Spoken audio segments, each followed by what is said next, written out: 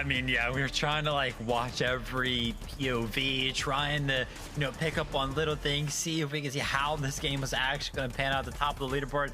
I don't even know. And then amongst all of the chaos, yeah, Lum and Stiff, they're able to pick up the win there in the very final game. Like Zeke mentioned, to go ahead and earn themselves some extra prize money. But Kayla, we all know what we want to see. We want to know what actually happened on the leaderboard. You know what? I'm just going to keep my words short. Zeke, what we got? Okay. We'll get to the standings in a second. Don't bring them up yet. Okay. So first place went through with 351. Second place was 343. Ooh. And there was a 342. Single point separated second and third place. Let's bring up the standings. It is time. Cold and Rapid overall walk away as the #1 duo. But look just the next tier down. Peterbot and Poyo by a single point beat out Acorn and Bolts. I cannot believe what I am seeing, okay? In this last game, Peterbot Poyo get an 8th place with 1 elim. Acorn and Bolts walk away 6th place with 4 elims. Had they gotten a single additional placement, a single elim, it could have been Acorn and Bolts. A single point, Vivid. How does Peterbot and Poyo get away with this?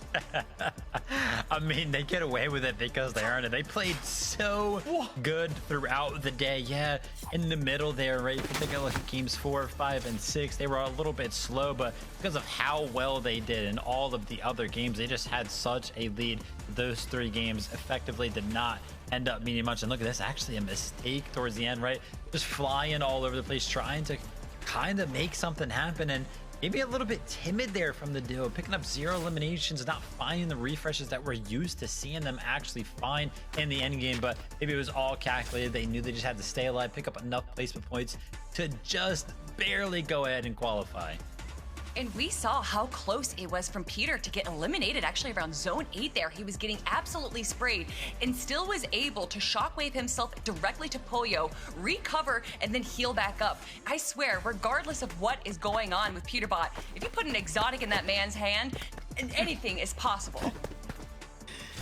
We got to celebrate Cold and Rapid, right? 351 points, beating out Peterbot and Poyo. This is the duo that won on the day. My gosh. I mean, we kind of broke down their stats just a game ago, Vivid, a very consistent day. What I think is really kind of, when you look at the stats, right? So a 7th, a 5th, a 4th, and then 2 seconds back to back. Elim sprinkled throughout, but they never dropped outside of the top 12. They had 3 12th places across their 8 games. And even in those 12 places, 3 elims, 4 elims, and finally 7. This is a terrifying duo. They took consistency to a way that I didn't even know could happen in Reload. Given the chaotic nature of it, they made Reload consistent. How, Vivid? How did they do this?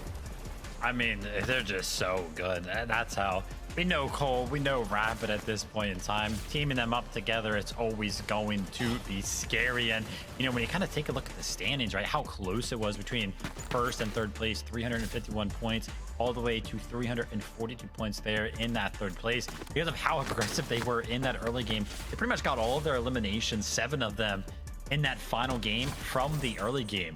I mean, you take away 3 of those eliminations, and all of a sudden they drop straight back down there into the mix. They actually tie for third place, and they would actually lose that tiebreaker. So straight up to how many eliminations they were able to pick up in the early game was the difference maker right there in the final game. But played so phenomenal throughout the day. A well-deserved first place for the duo.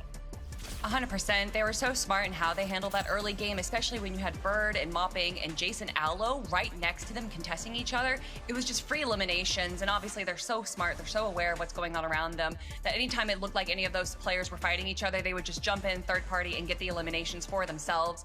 Cold and Rapid also, like you were saying, they're going for these early aggressions, these early elims, but we watch the chaos of the end game, and they just are never a part of that chaos. It feels like they're playing a completely different game. They are so calm and collected, and I mean, that shows just how much the focus of aggression going from early to late game can really make or break these teams. I love to see